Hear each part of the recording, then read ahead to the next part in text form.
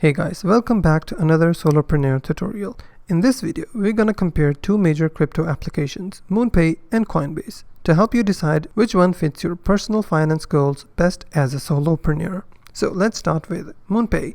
It is a payment gateway that makes it super easy to buy crypto with a credit card, Apple Pay, or even bank transfers. Coinbase, on the other hand, is a full-featured exchange with its own wallet, staking, and learning rewards program. Now let's talk about the fees and transaction speed. MoonPay is fast.